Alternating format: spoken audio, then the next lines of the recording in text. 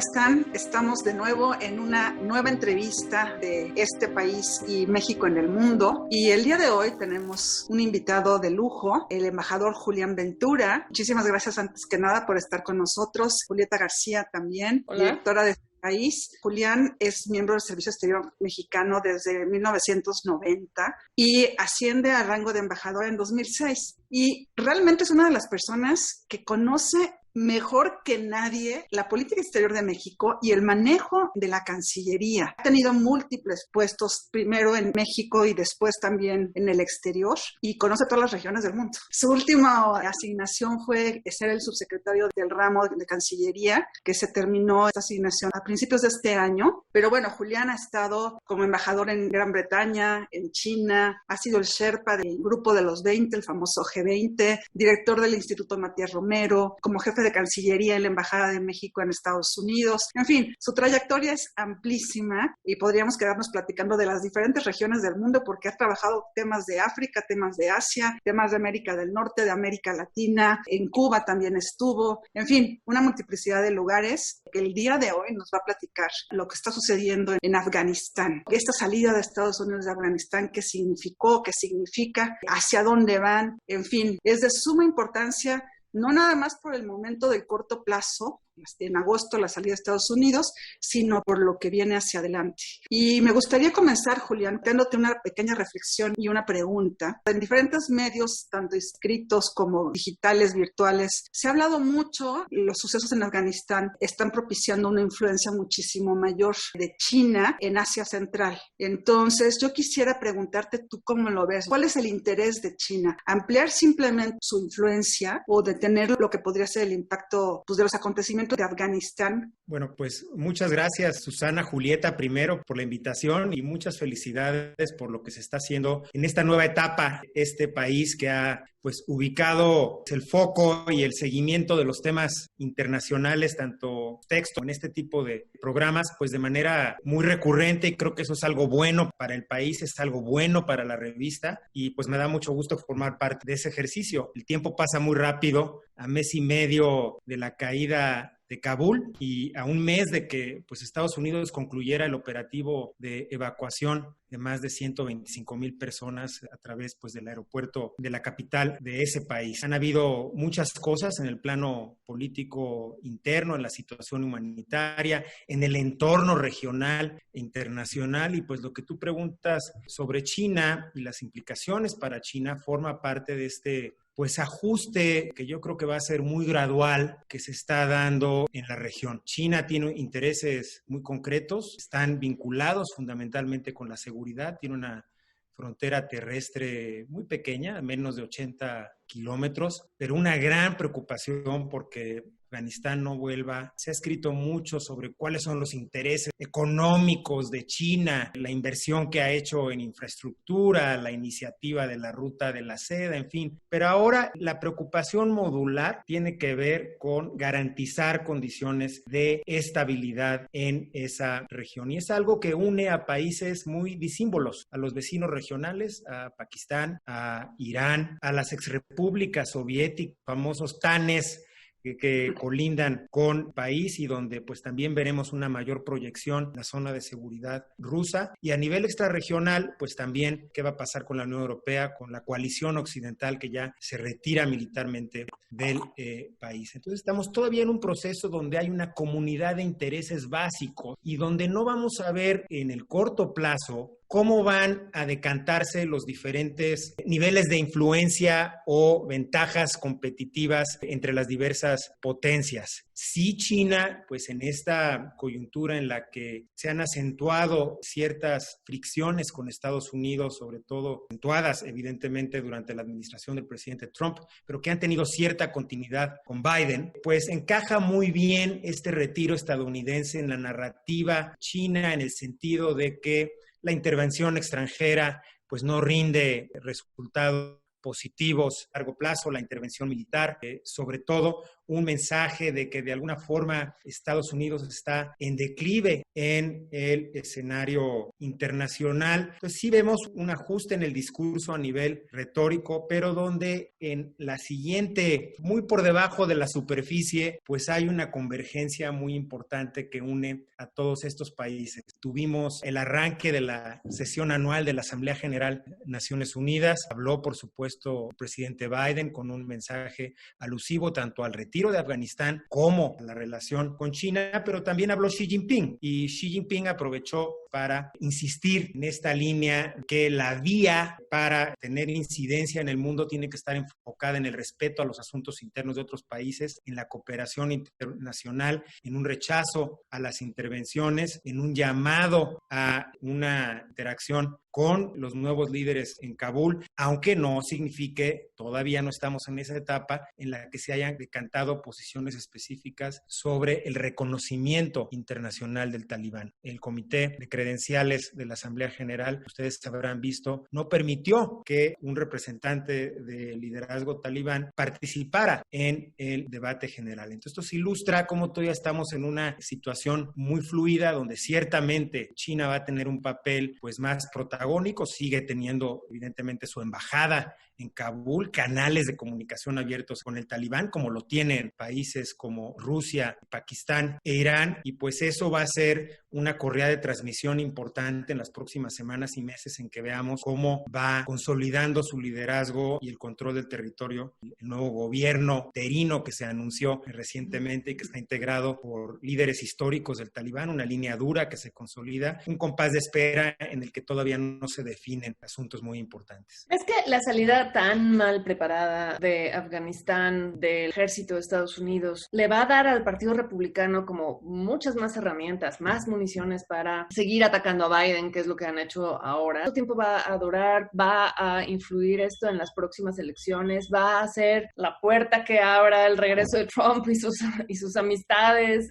¿Qué pasa con eso? O a lo mejor no estuvo tan mal preparado. Cuéntanos un poco de lo que tú piensas. Mira, ciertamente le dio municiones a Trump y a los republicanos para atacar la forma en la que se operó la evacuación de Kabul. Hay cierta contradicción ahí porque son los mismos republicanos que aplaudieron el acuerdo alcanzado por la administración Trump, en el que no participó el gobierno afgano, en el que el Talibán se había comprometido a establecer negociaciones sustantivas con el gobierno en Kabul, donde se comprometió también a no permitir que grupos terroristas volvieran a asentar en territorio afgano. Entonces hay una línea muy delgada entre la congruencia, la contradicción, pero todo en un costo político para el presidente y su administración, por lo menos en el corto plazo. Hubo audiencias en el Congreso en las que comparecieron los principales líderes militares del Pentágono en Estados Unidos, y ahí fue evidente lo que buscaron los republicanos para llevar agua a su molino es pues sacar a la luz qué consejos o cuál habría sido su opinión sobre la retirada en las reuniones internas de la Casa Blanca por mantener por lo menos una pequeña presencia militar en Kabul de entre 2,000 y 2,500 elementos, pero pues que finalmente el jefe del Ejecutivo, el presidente, pues toma decisiones políticas habiendo escuchado consejos de sus asesores civiles y militares, y donde también influyó una convicción muy profunda de Biden. No olvidemos que como vicepresidente, él abogó durante la administración Obama por una retirada de estas, lo que él llama las guerras sin fin. Perdió la batalla contra los generales, se acordó un aumento importante en la presencia militar y de alguna forma pues él ya tenía una idea muy clara de qué iba a hacer ahí. Pero la forma caótica, como tú mencionas, sí le da municiones de ataque a la oposición. No creo que va a tener un impacto muy grande en la opinión pública de cara a las elecciones intermedias de noviembre próximo. El principal tema, el principal foco rojo, precisamente se está decantando en estos días en los pasillos del Capitolio y en consultas permanentes entre la Casa Blanca y el Capitolio sobre qué va a pasar con las grandes iniciativas domésticas del presidente Biden, este programa de inversión masiva en infraestructura y uno vinculado mucho más grande que tiene que ver con todos los programas sociales que apoyan de manera muy insistente, sobre todo el ala más de izquierda, más progresista del Partido Demócrata y que enfrenta resistencias ahora. ¿Cómo se definen esas posiciones? ¿Cómo se definen esos temas, incluyendo el manejo de la pandemia? Creo yo que va a tener un impacto mucho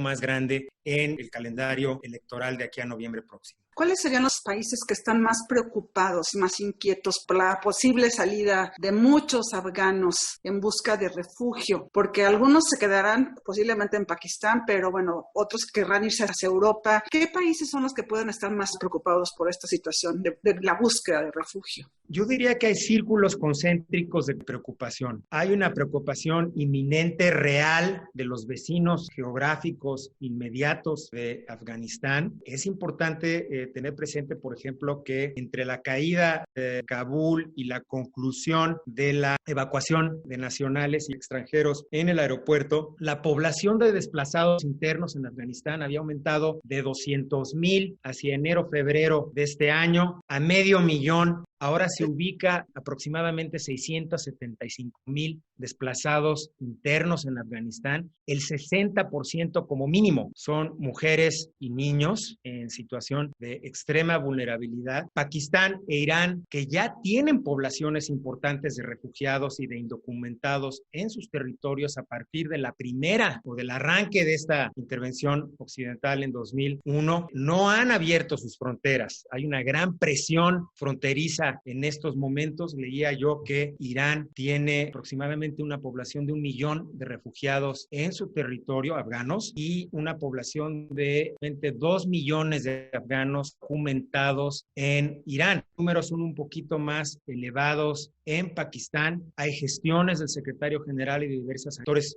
internacionales para que se dé una apertura ordenada de las fronteras. El gobierno de Irán acaba de cambiar, no se han alineado ciertas políticas o posiciones. Tema: Irán abre la puerta a un segundo círculo concéntrico de preocupaciones que se dan hacia Europa. ¿Por qué? Porque Irán es el paso obligado de refugiados afganos hacia Turquía y posteriormente hacia Europa. Entonces, Europa ve estos desarrollos con una enorme preocupación. El primer líder europeo que se manifestó sobre el tema y que fue criticado en diversos frentes fue Emmanuel Macron. Ya tenemos el antecedente de la crisis política que se dio en Europa cuando se dieron los flujos masivos de refugiados sirios hacia diversos países europeos. Una posición muy valiente, diría yo, e inteligente en el largo plazo de Angela Merkel de abrir y de aceptar un número importante de sirios. Entonces está latente esta preocupación de que no se vuelva a dar un flujo de migración afgana hacia Europa. Rusia también está preocupada porque pues tiene intereses de seguridad en Tayikistán, en Uzbekistán, en Kazajstán. También han instado a esos países a no abrir sus fronteras. Primero por este tema del aumento de flujos importantes en poblaciones de refugiados, pero porque en este caldo de cultivo tan confuso que se está dando en Afganistán, pues no quieren que se cuelen grupos extremistas que después puedan constituir amenazas hacia determinados países. Hay muchos y tienen agendas diferentes, anti-Pakistán, antirrusos, antioccidentales, en fin, eso preocupa enormemente. Y el tercer círculo concéntrico, de manera muy resumida, diría que tiene que ver con países que formaron parte de la coalición occidental y que están bajo la lupa de su sociedad civil y de su opinión pública para ver qué tan abiertos, qué tan receptivos son hacia la tragedia humanitaria que se está generando en Afganistán. Recordaremos que el primer país que anunció que recibiría 20,000 afganos fue Canadá, al inicio de su campaña electoral. Creo que coincidió con los sucesos en Kabul. Justin Trudeau anunció que duplicarían ese número a 40,000 afganos, mandando una señal pues de apertura con la que Canadá pues se ha identificado a nivel internacional mucho en años recientes. Estados Unidos está bajo la misma lupa por la responsabilidad que tiene pues de haber encabezado la coalición en 2001 y ahora por esta retirada tan precipitada militarmente, operativamente en estas últimas semanas. Ya vemos imágenes y notas, les recomiendo ver, pues qué ha salido en los últimos días, sobre todo en el New York Times y en el Washington Post, sobre cómo están los afganos que están en diversas bases militares en Estados Unidos, ya en territorio estadounidense, esperando a que se procesen sus casos y sus solicitudes y cómo se va a definir su ubicación en diversas partes del país, pues ni se diga de aquellos países que a petición de Estados Unidos pues abrieron sus puertas como escalas intermedias para grupos importantes de afganos. Yo destacaría el caso de Albania y el caso de Colombia, donde pues se movió muy rápido el Departamento de Estado para lograr abrir estancias intermedias que permitieran pues hacer todo el proceso de revisión de expediente y muy burocrático de concesión de permisos migratorios de emergencia que se está dando, que ya no figura tanto en los medios porque ya no está pues tan vinculado a esas escenas tan dramáticas, mediáticamente muy atractivas que vimos en agosto de talibanes pues sentándose en el escritorio presidencial, o el drama en el aeropuerto, los helicópteros despegando de la embajada de Estados Unidos y pues las tragedias que hubo con el bombardeo suicida del aeropuerto que pues acabó con la vida de 13 militares estadounidenses y casi 2 centenares de personas afganas, y después ese operativo erróneo, el que creían que estaban atacando un blanco terrorista en Kabul y resultó ser un cooperante que viajaba con sus familiares, incluyendo 7 niños que perdieron la vida. Entonces, mucho de lo que estaremos viendo que incidirá mucho en cómo se va a ir procesando el tema afgano, pues hay que escarbarle un poco porque ya no va a estar en las primeras planas de los medios. ¿Cuáles son los elementos que consideras tú más importantes ahorita para lograr una relativa estabilidad al interior de Afganistán? Ahorita ya hablaste de que hay una cosa ahí muy complicada, ¿no? No sabemos bien qué está pasando, parece que ellos mismos tampoco saben bien qué está pasando. ¿Cuáles son los elementos que crees que tienen que llegar para que eso se tranquilice? Te diría que en el plano político hay que ver cómo se consolida el nuevo liderazgo en Kabul. Te comentaba yo al principio que pues esta conformación está muy orientada hacia los líderes históricos del movimiento, a la más conservadora del grupo. Ya hay algunas voces disonantes dentro del movimiento que están preocupadas en el sentido de que una configuración de esa naturaleza pues no va a llegar a la barra de credibilidad que ha fijado el Consejo de Seguridad de la ONU, la Unión Europea, actores internacionales importantes, en el sentido de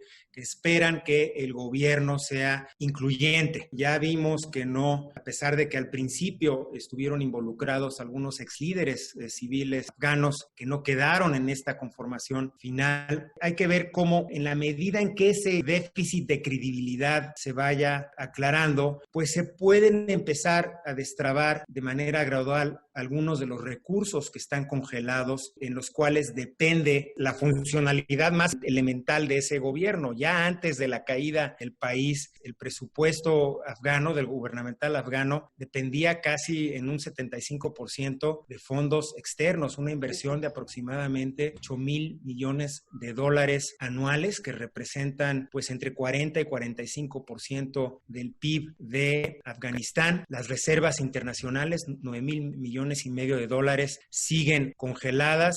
Tanto el Banco Mundial como el Fondo Monetario Internacional congelaron sus programas de apoyo. Es el incentivo principal para que el gobierno mande señales positivas, porque si no, pues va a agravarse la situación del terreno de manera muy importante, tanto en las ciudades como en el campo. El segundo elemento, yo diría que tiene que ver con la situación humanitaria, que es gravísima, ya era grave desde hace varios meses. Afganistán tendrá unos 77, 78 millones de habitantes, aproximadamente entre 18 y 20 millones de habitantes están en una situación humanitaria de extrema vulnerabilidad, donde opera en el terreno la tercera misión humanitaria más grande de las Naciones Unidas, que tiene capacidades más limitadas porque de un universo tiene aproximadamente en tiempos normales 3,000 funcionarios y personal en Afganistán, pero ya era mucho más pequeña de arranque por la misma pandemia, es decir, había muchos que estaban trabajando en países vecinos a distancia ante la situación de COVID. Solo el 2% de la población ha sido vacunada, hay un enorme rezago en otro tipo de vacunas básicas, hay una sequía prolongada, hay millones de personas ya definidos por la FAO en una situación de hambruna, la mayoría son niños, hay una gran escasez de insumos médicos y de alimentos. Entonces hemos visto cómo, yo diría decía que unas 2 semanas después de que concluyó la operación evacuación pasaron diversas cosas. Ya fue el director general de la Organización Mundial de la Salud,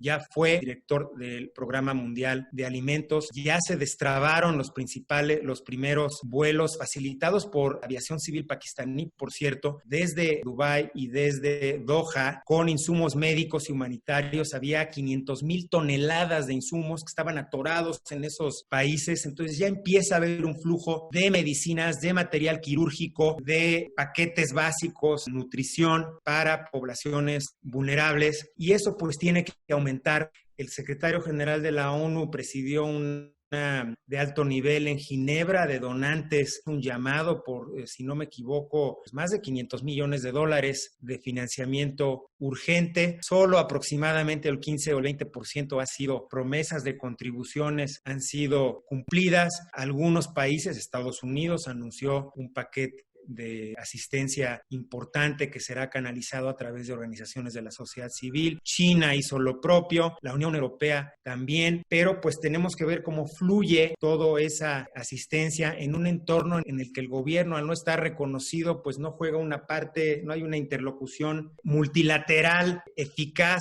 en este momento. Pues nos aconseja todavía ser muy escépticos sobre cuál va a ser el desarrollo de esa situación humanitaria. El Consejo de Seguridad y aprobó la extensión por 6 meses del mandato de la misión de Naciones Unidas, reiteró el llamado a que se dé un gobierno incluyente en Afganistán, reiteró el llamado a un mayor financiamiento para la operación, agradeció a los países vecinos que han albergado oficinas de Naciones Unidas en estos días su apoyo continuo. No estableció, por ejemplo, algo que había sido una expectativa manejada primero por Francia, de que se establecieran corredores humanitarios en diversas partes del país que facilitaran el acceso de las fuerzas civiles, de los elementos civiles de Naciones Unidas, porque no hay una operación de mantenimiento de paz en Afganistán. Es muy difícil generar, sin el concurso del gobierno, condiciones de seguridad para que pueda ejercerse la labor multilateral con facilidad. Y porque si se sale de control el plano político, si no se consolida el gobierno, ya territorialmente parece haber mayor estabilidad, ya con en el Valle de Baghstin hay todavía escaramuzas y grupos que están operando, pero ya hay una mayor estabilidad inmediata en el terreno. Pero si no se consolidan como un interlocutor viable frente a los organismos internacionales y otros gobiernos, pues va a ser mucho más difícil controlar esa crisis humanitaria y el impacto y el efecto colateral que va a haber sobre otros temas de los que hemos hablado. Oye, yo quisiera preguntarte, se habla todavía mucho de la falta de liderazgo de Estados Unidos a nivel internacional con la forma caótica como sale de Afganistán, y particularmente me gustaría tu opinión en 2 puntos importantes. Hubo un enojo muy fuerte por parte de los europeos porque no se les consideró en un primer momento para que se hiciera la labor de manera mucho más coordinada. Y por otro lado, yo creo que hay también una circunstancia, regresando a la primera pregunta sobre China, pues Estados Unidos ahorita ha dejado de tener también un liderazgo, por ejemplo, con lo que pasó con Macron y los submarinos, toda su preocupación en el mar del sur de China. ¿Qué opinas de toda esta situación? ¿El ascenso de China va a dejar de lado a Estados Unidos? ¿Van a seguir jugando como 2 potencias en el entorno internacional? ¿Cómo lo ves? Europa primero. Afganistán sacó a relucir muchas sensibilidades que ya estaban a flor de piel, que estaban en un gran entorno de crispación durante la administración de Donald Trump. Son asuntos que venían arrastrando de muchos años atrás. Esta idea de generar una autonomía estratégica por parte de Europa, pues la vimos desde que surgieron los problemas en la ex Yugoslavia, la guerra en Kosovo durante la presidencia de Clinton, pero que entran a su punto más álgido durante la gestión de Donald Trump. Llega Biden al poder, gran red de contactos internacionales transatlánticos, primeras señales son en favor de la diplomacia, del regreso al multilateralismo, la consulta con los aliados. De alguna forma esto en Kabul pues va a tendencia y es una especie de realidad para los europeos, sobre todo para los franceses. Pues esta ideal de una autonomía estratégica, pues es una aspiración de muy largo plazo para Europa. No tienen por mucho las capacidades actuales para actuar de manera independiente. Lo estamos viendo con las tribulaciones francesas en la región del Sahel, Ucrania. Josep Borrell habló de la meta de crear una fuerza independiente de reacción rápida de 5,000 elementos. Bueno, pues 5,000 elementos no bastan ni para controlar la situación de seguridad en 2 aeropuertos. Es una aspiración de largo plazo donde no hay un consenso en Europa y donde Estados Unidos va a tener que seguir siendo un aliado indispensable en el mediano plazo, sobre todo para la seguridad europea. Y eso me lleva a China, pues se han acentuado los rasgos de competencia entre pues estas dos potencias, donde por mucho también, a pesar de esta narrativa del declive, Estados Unidos sigue siendo la potencia global. Esa situación no va a cambiar en el corto o en el mediano plazo. Sigue siendo el único actor que tiene una capacidad de proyección militar global. No quiero ser simplista en el sentido de que esta proyección es uniforme, lo vemos en Afganistán, por ejemplo, donde la salida del país va a obligar a operar desde países del Golfo en inteligencia, en logística. En el plano regional en Asia, Estados Unidos va a seguir invirtiendo en que no se debilite su capacidad de proyección y presencia en el sur de Asia, hacia el noreste de Asia, con el tema de Corea, China, Japón y Taiwán latente. Entonces, sí es una señal política que debe ser leída en esos términos en Beijing, pero donde también nos tenemos que salir un poco de esta visión de escoger entre dos potencias, porque muchas de las iniciativas domésticas y globales que son prioritarias para el presidente Biden no van a poder realizarse sin una interlocución funcional con China y que no se puede romper de tajo.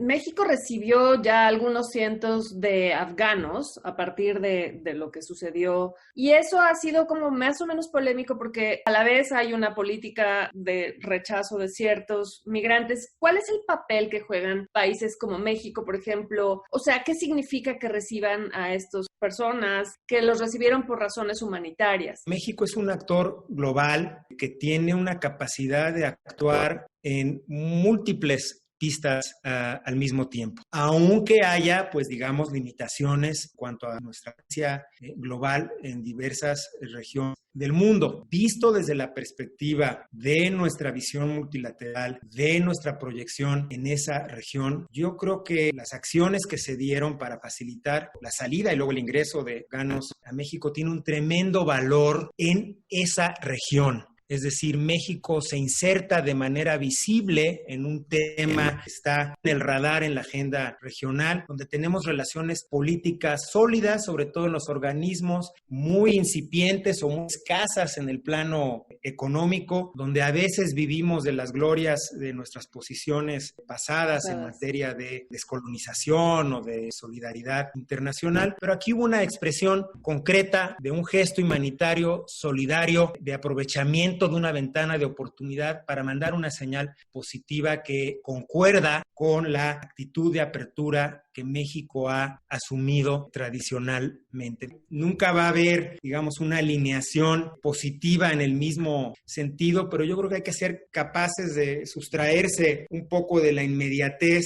y pensar más estratégicamente. Creo que esto es una saludable inyección de inversión hacia el futuro, como lo fue, por ejemplo, el proyecto Habesha con Líbano hace unos años, donde pues aceptamos a estudiantes, a un grupo reducido, si tú lo quieres, libaneses, de sirios en su momento, pero que nos da credibilidad. Son enfoques prácticos, realistas, en las que pues México de manera gradual, puntual, ser congruente con sus valores. Excelente esta plática, muchísimas gracias. Estamos ya terminando, pero no quiero dejar de agradecerte tu tiempo, tu disponibilidad, y realmente nos has llevado a un terreno que muchas veces desconocemos completamente, que son países que no nos suenan todos los días. Entonces, gracias, gracias, gracias, y bienvenido a este grupo de México en el mundo, en este país. Muchísimas gracias, Julián. Julieta, gracias. Susana, gracias por la invitación y felicidades nuevamente. Gracias.